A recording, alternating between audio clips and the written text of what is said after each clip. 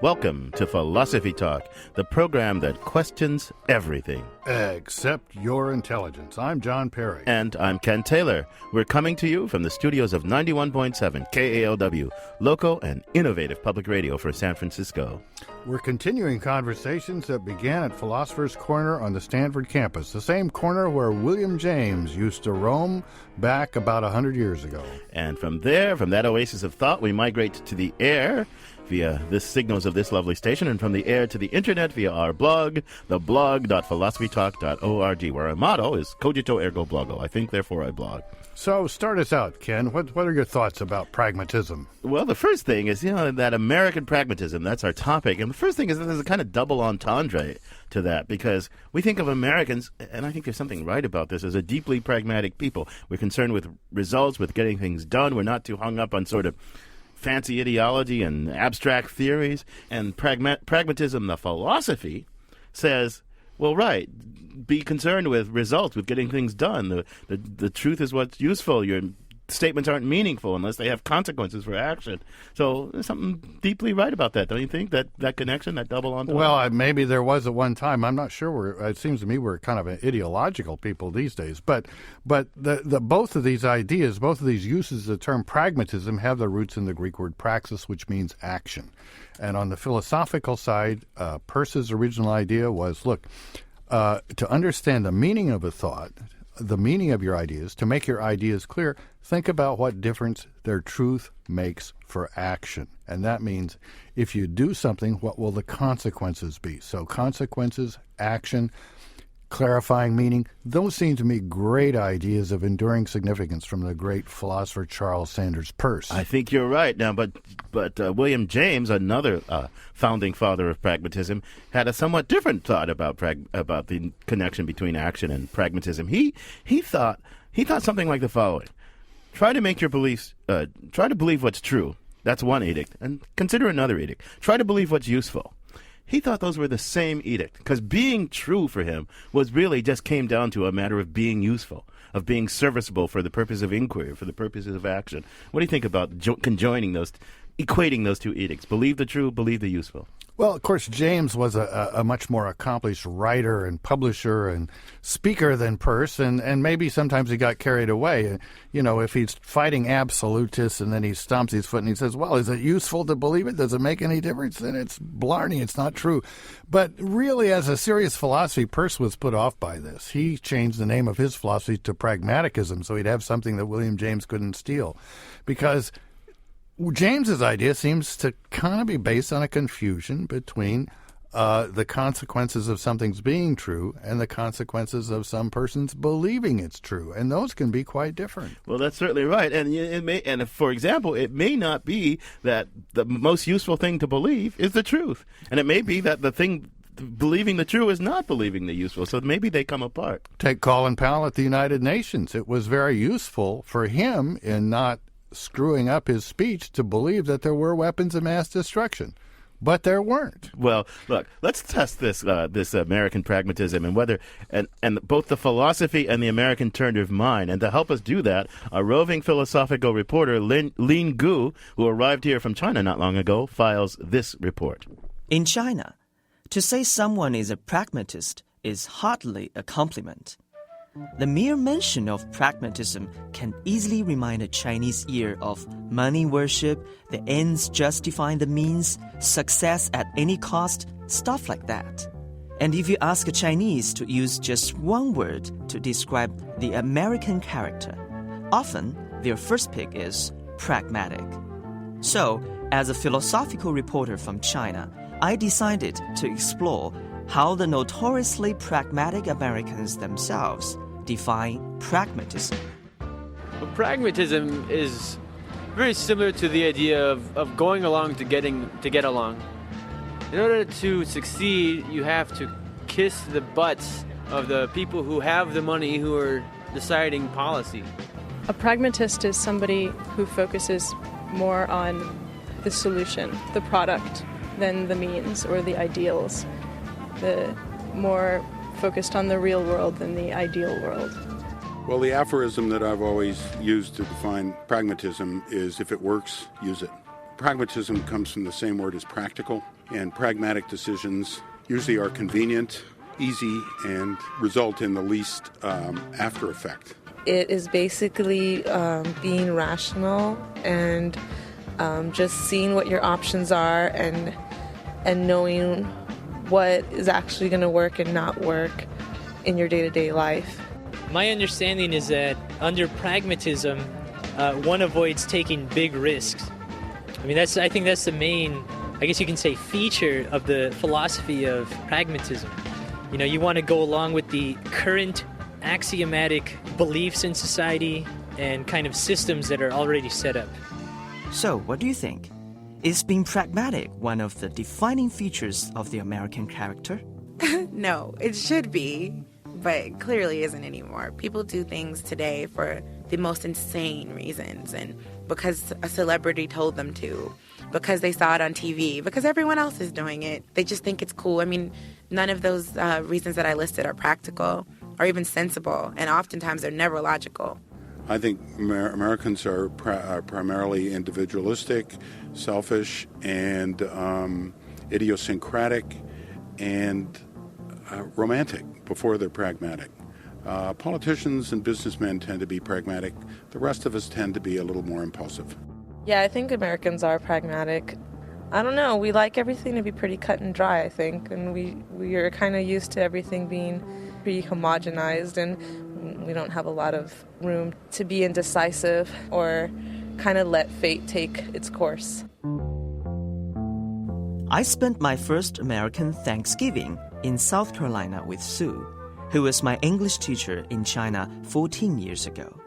On the last night of my visit, at the dinner table, I asked Sue and her daughter and her grandson what pragmatism means to them. Don't get overly excited about anything. Be calm and rational and think about how important is this really in the long run. My grandmother used to have a phrase. She would say, most of your worries never happen, which is true. We worry about so many things and most of them don't happen anyway. So don't sweat the small stuff. What's that song, Josh? To be happy. How's that go? Don't worry. Be happy. Don't worry. Be happy.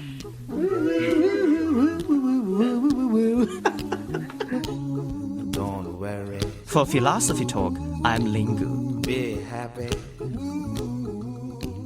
Thanks, Lean, for that intriguing report. I'm John Perry, and with me is Ken Taylor. And we're joined by John McDermott. We have a lot of work to do together to educate our audience about pragmatism, judged from that clip. He's a distinguished professor of philosophy at Texas A&M University. He's editor of the writings of Dewey, Royce, and James, most recently the 12-volume Correspondence of William James. John, welcome to Philosophy Talk. Thank you very much. John Perry here. Thanks for joining us. Now, you heard Ken and I kind of stumble around trying to characterize pragmatism, and then you heard this bizarre cacophony of views coming from the public. The listener is probably more confused about pragmatism now than they were 10 minutes ago. It's time for you to start us down the path towards clarity. Give us a short sketch of some of the big ideas of pragmatism. Well, the remarks of the man and woman in the street indicate that the word is pretty dead, right? I mean, Yeah. Well, I think what I want to say is that it's an attitude. It's a sensibility. I mean, obviously it has a metaphysics behind it, it has an epistemology behind it. But it's a way, it's a Tao. And basically what it is saying is there's nothing really for sure, and that you have to keep your eye on the ball, so to speak. I mean, Indian head watch.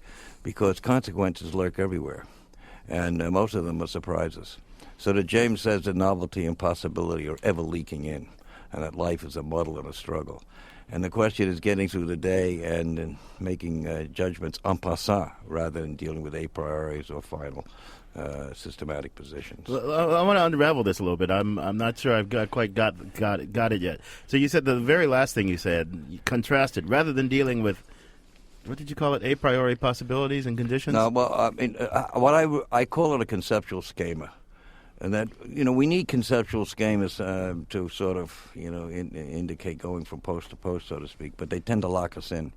and they tend to keep us in denial about what's really taking place. And so we're often knocked right off the perch. So it sounds like for you, the center of pragmatism is what I think Pertz called fallibilism. Never assume that you've got the whole truth or the final truth. Right. Always be subject to revision. Is that... Fallibilism is an irreducible strand in pragmatism. How does the fallibilism relate to the pragma, to the action side of things? Why should thinking of meaning as consequences for action lead to fallibilism? Well, if I'm not sure ever, I mean, if I don't have apodictic certainty, to use Kant's term, and then I'm going to be more open to possibilities, and that my action will always be significantly tentative. That's a fallibilistic attitude. Rather than if I'm sure, I have a tendency not to acknowledge the kind of consequences that are staring me in the face. So this is sure about the course of your future experience, or the future course of the world, I guess. Because I guess old-fashioned philosophers like Plato and Kant, in a different kind of way, could think, well, I sit in my armchair and I think really hard, and there are certain kind of fundamental framework truths about the course of the world, the structure of my experience, that I can know for certain just by thinking really hard about them without going out and subjecting my beliefs to the tribunal of experience, as Klein, a later philosopher, put it. But you're saying that the pragmatists believe that there's nothing we could achieve by way of anticipating the future course of experience just by sitting in our armchair thinking. Is that, do I got you partly right? That's certainly true, but I wouldn't say that about Kant either. I mean, after all, it's Kant who really founds constructivist epistemology. I mean, it's Kant who tells us that we constitute space and time. And actually, the pragmatists are, as Murray Murphy says, Kant's children. I mean, that is the turn. That's the beginning of modernity with Kant. And so experience speaks, and you better listen. And if you don't, there's peril. So that what James has a line in the Pragmatism in which he says experience has a way of boiling over and flooding all our categories, and so that there's always an un tentativo to everything we do and say.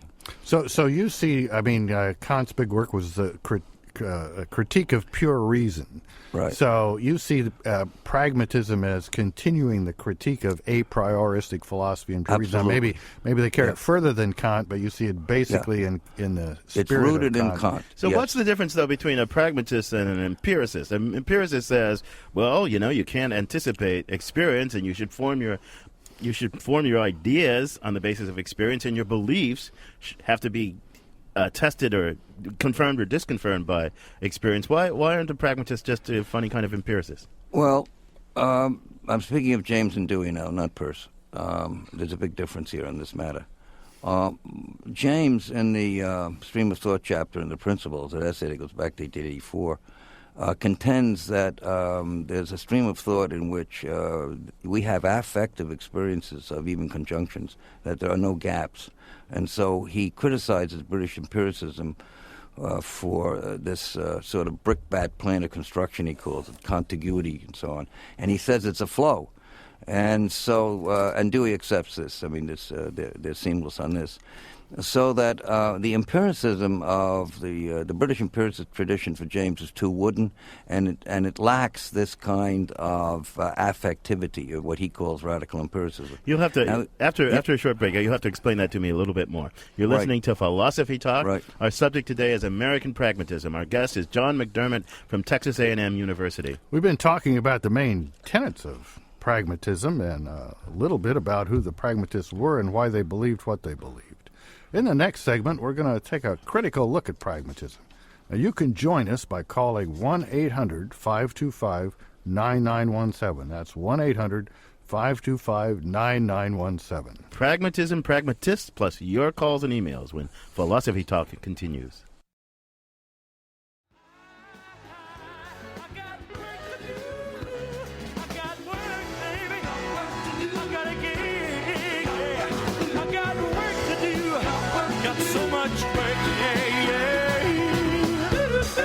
Pragmatism, Scottish style, the average white band, and work to do.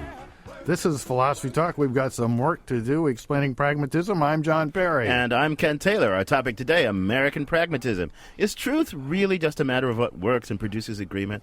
Is there any deep sense in which the philosophy of pragmatism does reflect the character of the American mind and the nature of American culture? Tell us what you think. We're eager to hear what you think. The toll-free number is 1-800-525-9917. That's 1-800-525-9917. And you can email us at comments@philosophytalk.org. Our guest is John McDermott from Texas A&M University. John, let's distinguish two claims. I want to get us a little deeper into this. Here's the first claim. It's often instrumentally useful to believe the truth. I mean, believing the truth gets you goodies. Claim two, being true is nothing but being instrumentally useful, right? So James, at least, seemed to think those were kind of the same directive. Believe the true, believe the instrumentally useful. Don't you think that second claim, that claim of James, is crazy? And what could lead somebody to think something like that? Well, I think it's badly phrased. I don't think it's crazy. Supposing you substitute work for the word useful. Okay. And the word work is a sacred word in American culture. And so I go back far enough that if my front wheel of my bicycle was off, I would sit in front of it and true it. Mm-hmm. I mean, we call it truing your wheel. So you turn lock nuts on each side. And if you got on and you hit another curb or something, you'd have to go off and do it again. Same thing with a carburetor and timing gear on, the old cars. And what that means is getting the flow, right, hooked up with the event. And the word useful is not, it has too much of a pedestrian ring to it. So I think you're right, pointing to that. And it's merely meaning that James is after. The question of truth in James is really very complex and a lot of problems in that, as commentators and critics have pointed out. So I don't see that distinction there. So wait a minute. So you say invidious. So you think I want to go? You said it's really meaning that James is after. That's how John Perry, the other John on this right. construed Peirce, is having pragmatism as more a theory of meaning than a theory of truth. And my inherited understanding of James is that he agreed about pragmatism as a theory of meaning. But you ask the question, you ask the age-old philosophical question: what does it take for something to be true? The old-fashioned philosopher says it corresponds to reality. That means there's the idea or the thought on the one hand and the reality out there, and we kind of have to compare them to see if the one corresponds to the other. I took the pragmatist, at least the Jamesian pragmatist, as not I want to go down that road, that the being true is something like it's stable under the pressure of rational inquiry or rational life or something like that. So let me this is John Perry. It seems to me that what John McDermott was saying, it goes something like this, that James would reject the whole idea of taking a single proposition or belief and saying, oh, well, look, you could believe it. It might be useful to believe it, but wouldn't be true. It's more a whole process of bringing the stream of your experience and thought into a useful a relationship with the world around you, like having the wheel on your bicycle straight. So he might say, oh, yeah, you can find examples like that. But in general, if you're kind of truth directed, it's going to be a very useful thing to be. Is that more like it? Well, the notorious essay "Will to Believe," which is very. But let me try this one. You see, I think that James sees ideation or thinking and holding and whatever and so on as probes. And so if I am locked up in a conceptual schema, nothing is going to come to me that is not already expected to be, okay? If I open up, you see, then there's what he calls stuff will happen not yet in my present sight. And so it's a question of being open to experience. And it's also has a deep sense of possibility, which he picks up from Emerson in the American tradition. See, the word pragmatic in the American tradition, you saw the man and woman on the street. Who knows where we go with that? But the word possibility is a much deeper, more profound word. We do, as a culture, believe in possibility. And, of course, the question then is when it goes sour, you see, are we able to acknowledge it going sour, right? I mean, that's Vietnam, that's Iraq, right? Those are bad times for us because we violate our deepest philosophical assumption, namely the lessons of possibility. So wait a minute. So does that help? Yeah, I think it helps. So look. Let's think about what's good in the way of believing. What are good beliefs to have? it's a good belief to have. When you have that belief and you confront the world doesn't keep saying no, no, no, no, no, no, no, no, no to you. And moreover, your power and ability to get along and thrive in the world is increased by your having that belief. So your example of Vietnam or Iraq, where we have this belief and it's like eat fixed, and it's not responsive to this unanticipated flow that's forever coming in. That's a deeply anti-pragmatic thing, right? Absolutely. Right. Now, let me give you another example. May I give you another example? Absolutely. Okay, so let's talk about pharmacological psychiatry. Just going to the doc and getting a pill, all right? Now, they call them side effects. They're not side effects. I mean, they're consequences. You see, and they're built into that little pill that you take. You take a pill. I mean, who knows what happens, right? I mean, instead of dying from what you went in for, you're going to die from this pill. You say, well, you're going to be made deathly ill. It's on and on and on. And the inability, for example, to do the proper longitudinal as well as latitudinal kind of research, all of this sort of stuff, is a nightmare. And if you ask the average physician, he hasn't the slightest idea what the possible pragmatic upshot is of this pill he gives you. Witness the crisis over Vioxx. Yeah. It's a perfect example, you see, of what I'm talking about. I get your point. Let's let some callers in here. We'd love to know what you think out there. The number is 1-800-525-9917. You can call us toll-free and tell us what you think about pragmatism as a philosophy, as an approach to understanding the world and living in the world. And our first caller is Andrew in Oakland. Welcome to Philosophy Talk, Andrew. Hi. What's your comment or question? I was wondering about the connection between the rebirth of pragmatism, especially since World War II, and the 60s discontent with authority, and that it represents a kind of liberation from, well, I guess in the case of pragmatism, a liberation from a tyranny of Platonism, but also that there's a kind of irony that this liberation leads to identity groups, with each identity group having sort of its own sense of truth, and so that truth gets wrapped up with the language of particular groups or particular cultures. And I was wondering about that whole. Andrew, that's a nice question, rich with possibilities. John McDermott, you want to Well, I lived through those 60s with a great deal of intensity, and I would offer that more often than not, there was no pragmatic sensibility at work at all. The thing was just riven with a lot of ideology, some of which I tend to be sympathetic of, but others not. But I didn't see pragmatic sensibility, A. B, I think that if you want to talk about being tied, try the recovery movement. The recovery movement, Alcoholics Anonymous and the rest of them and so on, is a masterpiece, you see, of pragmatic strategy, because it deals with, so you got a problem, and then the question is, what steps do you take, to alleviate it, to defend against it, to protect against it, and so on. But there were very few pragmatists at work in the 60s. I wouldn't have that analogy. I think what's behind Andrew's question, though, is something deep, because you say, believe what's useful, even in this holistic way that John was talking about. Useful for what? Useful for our practical life and projects, right? And if we have diverse practical projects, then what this community of inquirers will settle on as deeply useful, holistically determined, and what that community of inquirers will settle on as deeply useful, even when holistically determined, may diverge, and there's a kind of deep possible relativism. And I mean, if you reject the authority, why doesn't all heck break loose? If you reject there's any fixed a priori authority of reason that philosophy can discover, why doesn't all heck break loose? Right? For example, our colleague at Stanford, Richard Rorty, has a book called The Consequences of Pragmatism. And many people, I don't know exactly how he puts it, but think that relativism, if pragmatism says, give up these idee fixe, or whatever you call them, fixed ideas, these a priori assumptions, and look to experience, and truth has to be grounded in experience, and could turn out that experience doesn't ground a single truth, does not open up the possibility of relativism. So isn't there a connection between pragmatism and the kind of relativism we see throughout America today?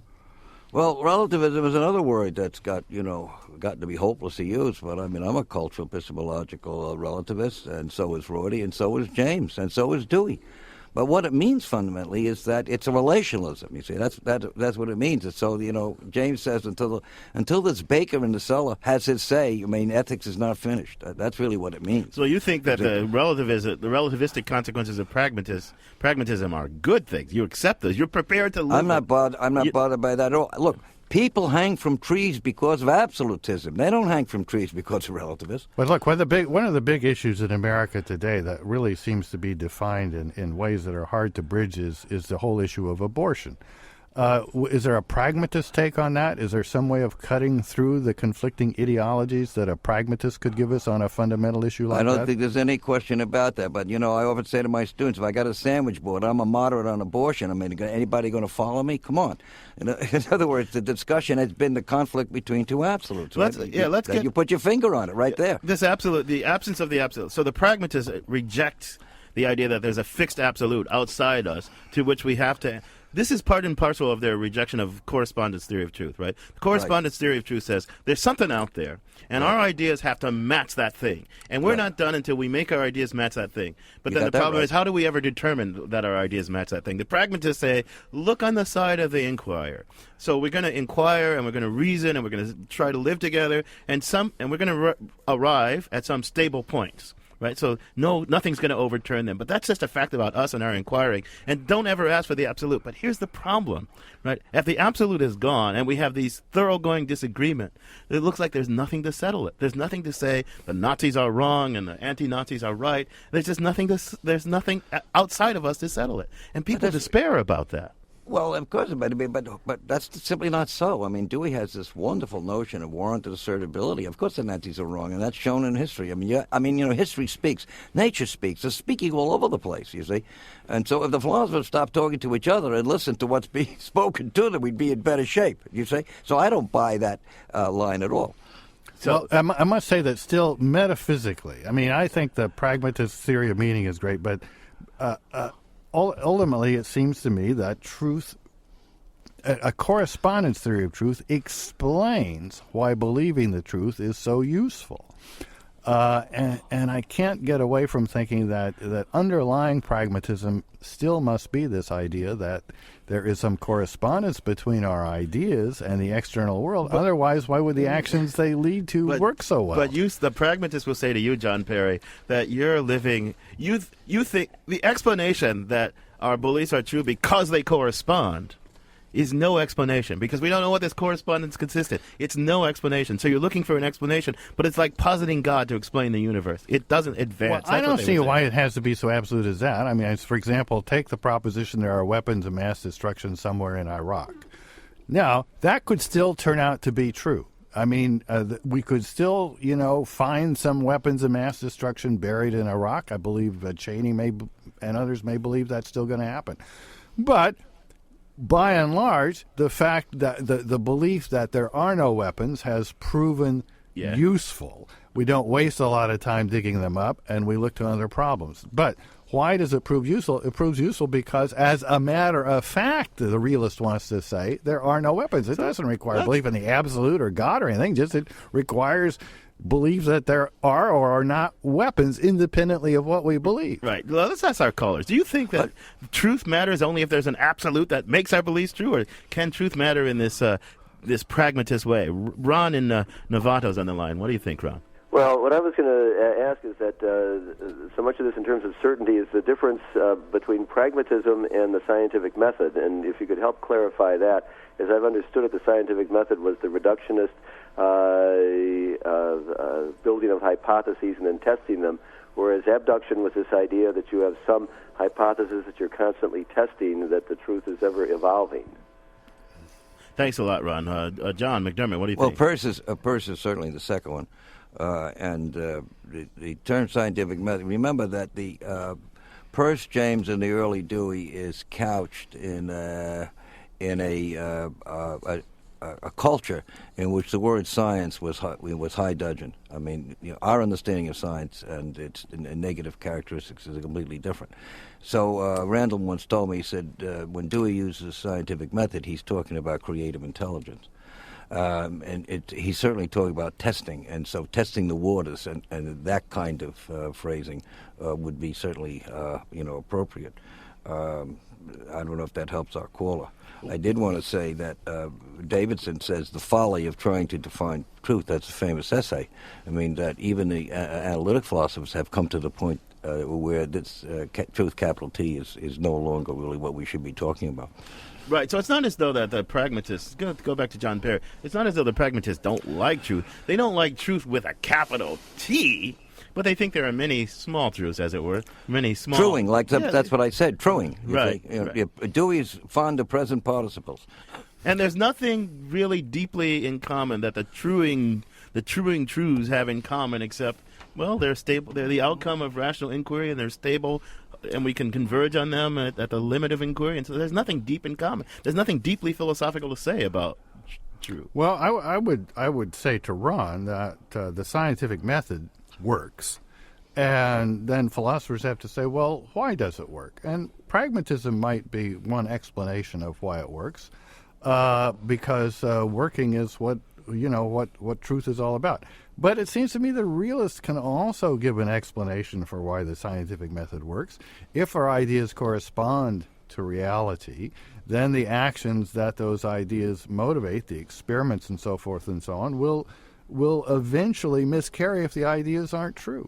So I think pragmatism may be really based on the scientific method, but I don't think it's the only point of view that explains the validity of the scientific method. John McDermott, I'll let you have a comeback after that. You recall this? Do I have to get off? Yeah, just 1 second. I'm going to alert our callers that after the break we want to take more of your calls at 1-800-525-9917. You're listening to Philosophy Talk. We're discussing American pragmatism with John McDermott from Texas A&M University. We've been discussing the pros and cons of pragmatism, its theory of truth, its epistemology, and a bit about its cultural significance. In our next segment, we'll see if there's any lasting relevance and significance to pragmatism. Pragmatism and contemporary culture, plus more of your calls and emails when Philosophy Talk continues. So I'm ruled by the tick, tick, tock, and I live my life by the clock. I live my life by the tick, tick, tock of the clock. Think of the time I save. From the Broadway musical The Pajama Game, I'm John Perry. This is Philosophy Talk, the program that questions everything except your intelligence. I'm Ken Taylor. We're discussing American pragmatism. We'd love to know your thoughts on the subject. Do you think truth is what works, or do you believe in the correspondence theory of truth? Here's the truth. You can join us by calling toll-free at 1-800-525-9917. That's 1-800-525-9917.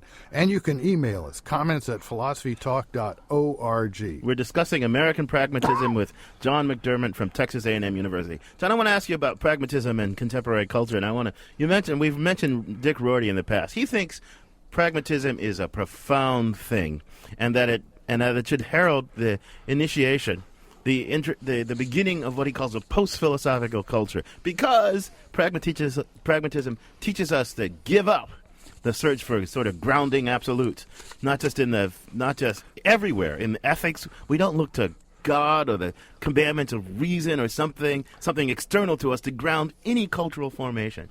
I mean, what do you think about that? You think he's right? Well, I'm halfway with Rorty. I myself hold that a canopy of ultimate explanation is a highly negative position to have. And so there I share that with Rorty. But Rorty also has a deep, irritation with what we used to call metaphysics. So that the bedding underneath this material we're discussing today, James's radical empiricism, Dewey's experience in nature, Whitehead's process of reality, Rorty dismisses. And so I'm not with him on that. And the other thing is that I think that Rorty seems to think that when you dismiss these more grandiose philosophical conceptual structures and so on, that's the end of philosophy, and I don't think so. Well, he thinks that's the end of philosophy with a capital P. Yeah, well, but you see, the thing is that, you said before, one of you said that this is not very profound, or, using terms like works or something. But you see, I think really that common language is the seed time of the Republic. In other words, that's the way in which we can have the deepest of all philosophical understandings and sensibility. So, but I still want to know, what do you think our culture would look like? So, pragmatism is cultural criticism. What do you think our culture would look like if we gave up entirely the search for absolutes in ethics, in science, in politics. I mean, what would it look? Why wouldn't it just be kind of anything goes relativism? Anything that this community finds a stable basis for a shared life goes. And if this community finds something different as a stable basis for a shared life, that's fine. And there's no criticism. But why does everything have to follow from that? I mean, how about show me? In other words, why is it that we have to? Why don't we have to pay dues on what we believe? In other words, elaborate. Yeah. I think that's a good response. Well, you go from the position of giving up, you say canonical positions, or what Dewey calls eulogistic predicates, and then you say anything goes. How did we get to anything goes? I mean, obviously the whole community is totally fractured. Why can't we have, I mean, en passant, you see, ways in which people have to make adjustments, adaptations, give, so on. I don't understand why you go from one kind of absolute to another one. So pluralism doesn't necessarily mean everythingism. I mean, it may be that there's all kinds of sets of beliefs that no community finds useful to adopt. I mean, it has to do with the sacred word in American life called consensus, Right. Sometimes I lose, sometimes I win, and but either anything goes, or on the other hand, is there any ideology that's coming down to me, from on high? 1-800-525-9917. 1-800-525-9917. We've got a whole lineup of callers here. Gerard in San Francisco. What's your comment or question? Welcome to Philosophy Talk. Are you there, Gerard? I seem not to have Gerard anymore. I'm here. I'm right here. Hello? Okay, there you are. Oh, yeah. No, my question was, I was interested in the connection between pragmatism and practice, and the connection also between what we're talking about a search for absolutes, and also a kind of the connection between absolutes and universals. So the people who deny that absolutes are possible also deny that universals are possible. And this question comes from the idea that, of practice, like what can we actually do? I mean, and don't we need some kind of agreed upon version of reality in order to contest and counter what we are not satisfied with about what exists in the world? I mean, can we reject universals that way? Gerard, thanks. John McDermott, what do you think? Well, Peirce, there's a big difference between Peirce on the one and James Dewey on the other. Peirce believes in what he calls generals, and that's his word for universals. And he's basically a Scotistic realist from the medieval period, and so I regard Peirce as a very conservative kind of thinker. James and Dewey do not. I mean, they believe that everything is basically ad hoc, and that it has to submit itself to the crucible of experience. So there's a difference on that issue. Peirce, believed that truth is what works at the limit of inquiry, and he thought that there would be convergence among all rational inquiries at the limit of inquiry. So in a way, he kind of brings back what the correspondence theorist was getting at without going to correspondence theorist. Is that and lace with fallabilism. Yeah, okay? Right. Yeah, that's different. But he has this really marvelous notion of the community of inquiry. And so there's a tension in Peirce between his fallibilism and between his deep confidence, in science, down the road, so to speak. Yeah. But getting back to something else, the string theory, which is, is at the center now. And if you notice that big essay on string theory a couple of months ago and so on, and at the end it said simply, until there is some kind of experimental verification, it's basically that's what it is. Okay, so that's what we were talking about before. Right. Norm in Redwood City's on the line. Welcome to Philosophy Talk, Norm. Hi. You may have just answered my question, but I think in pragmatism as doing what seems practical at the time, and I had a friend that all his life professed not to believe in God, but then when he thought he was going to die, started praying to God. And I wonder if that's pragmatism or cowardice or hedging your bets. Yeah, thanks a lot. Think about it this way again, John McDermott. So there's a crude kind of pragmatism that would say, believe what's useful. If there's a practical benefit to your believing that, then, well, believe it. But, doesn't that, license willful self-deception and all kinds and therefore it's not a practical benefit. I mean, if this fellow wants to take communion at his deathbed like Voltaire, he's destroyed his spiritual life. You see? So what benefit is that? Why? I don't quite take me through that. Why? Well, it enables him to go out feeling better. right? He's got no more long-run consequences, and it's better to go out feeling better than to go out in despair, isn't it? I mean, especially if. But do you really think that he made that turn without some kind of inner edge and a feeling of disloyalty to the commitments of his life? Do you really think so?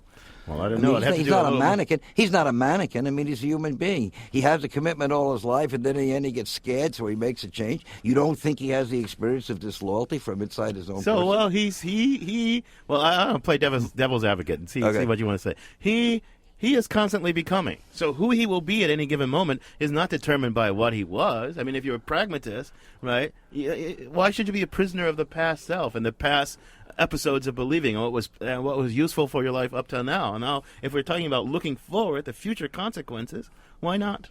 Well, why is pragmatism suddenly saddled with denying one's own history? I mean, or the history of whatever one is doing. What makes there's a history there? What makes it one's own? What makes it one's own? I mean, which one must bow? Every human being is his or her history, and you could deny that, but I mean, that's a struggle inside of your own self. So that could be called the sort of a late blooming Pascalian wager, and neither James Dewey, of course, would have no patience with this at all, and James would certainly say that that's fake.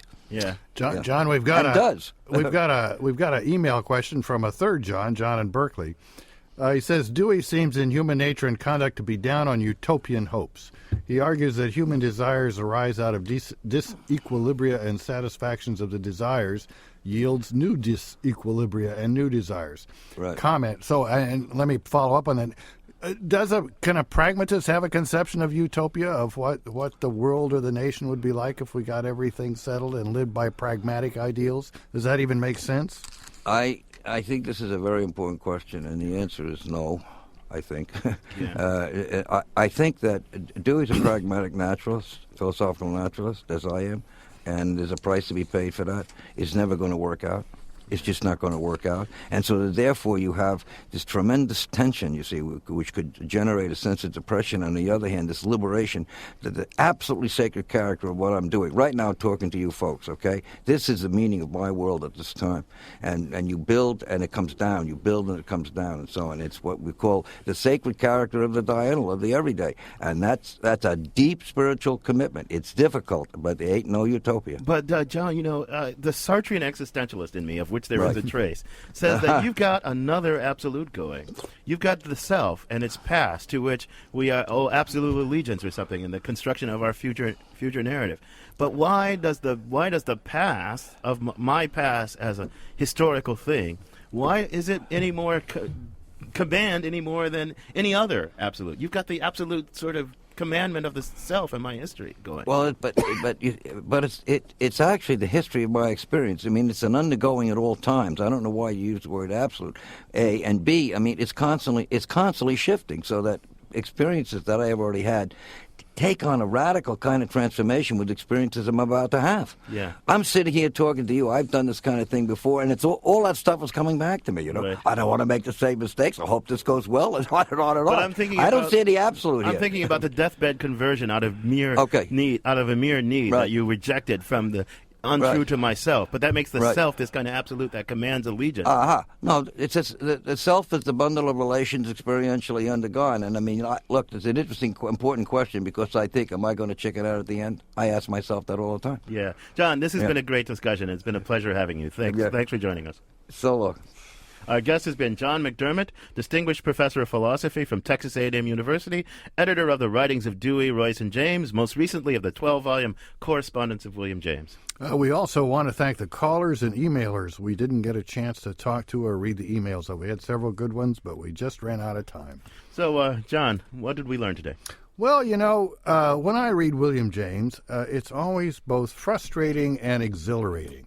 The man has deep ideas and a ready way with words, and you feel like you're being improved by reading him. But at the same time, from the standards of analytic philosophy, it can be a little bit frustrating. Well, that's true. I had a little bit the same feeling talking with John McDermott. I mean, he's got a very healthy philosophy, and I want to adopt it and be like him.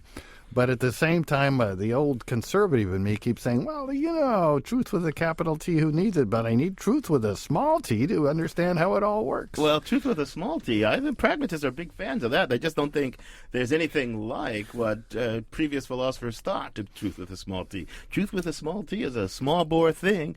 It comes in pieces and chunks, and there's no grand justifying scheme. There's no absolute already fixed world outside of us. I think truth means your ideas correspond to the way the things your ideas are about are. But if you think I've never been persuaded that's not a pretty good formulation. If you think that's a deep fact that needs explication and explanation by philosophy, that's where the pragmatists would disagree. Well, I don't think it's a capital D, capital F deep fact. I just think it's a regular small d, small f deep fact. No, look, this conversation continues on our blog. I'm working up a blog, and hopefully by the end of the day I'll get it on there, because I think this is deep and important stuff. Our motto on our blog, as always, is cogito ergo blogo. I think, therefore I blog. Well, I'm working on a blog too, Ken. Although my blog may be a very pragmatic blog, it may only converge to something publishable at the end of time.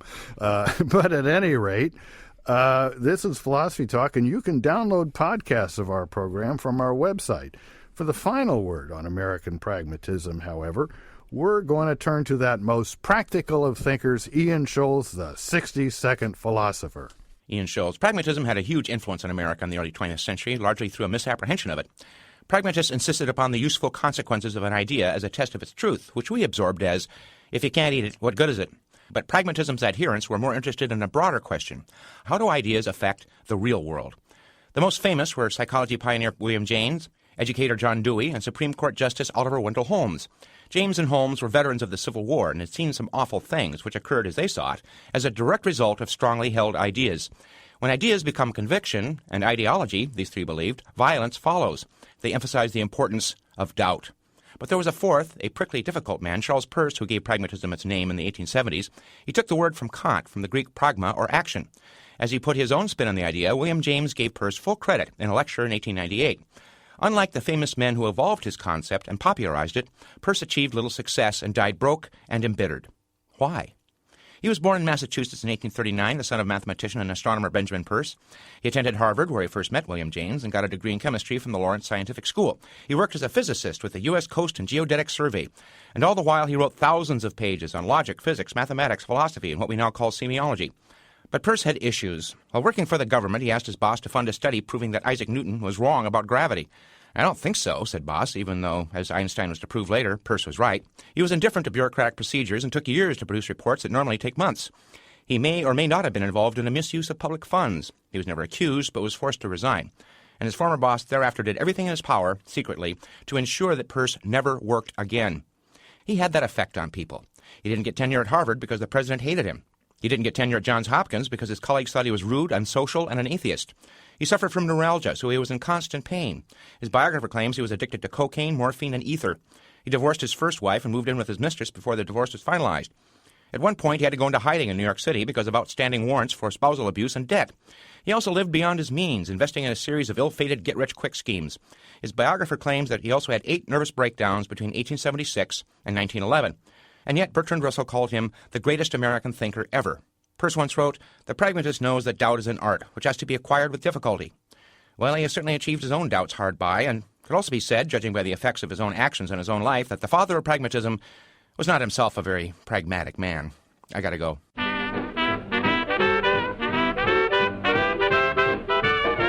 Ian Scholes, the only man who can solve a philosophical problem in 60 seconds. Philosophy Talk is a presentation of Ben Manila Productions and the trustees of Leland Stanford Junior University, copyright 2006. Our executive producer is David Demarest. Special thanks to Devin Strolovich, Neil Van Leeuwen, Ben Temshin, and Mark Stone. Our senior consulting producer is Gordon Earl. Support for Philosophy Talk comes from various groups at Stanford University. Also from the Friends of Philosophy Talk and the members of KALW Local Public Radio, San Francisco, where our program originates. The views expressed or misexpressed on this program do not necessarily represent the opinions of Stanford University or of our other funders. The conversation continues on our website, www.philosophytalk.org. I'm John Perry. And I'm Ken Taylor. Thank you for listening. And thank you for thinking.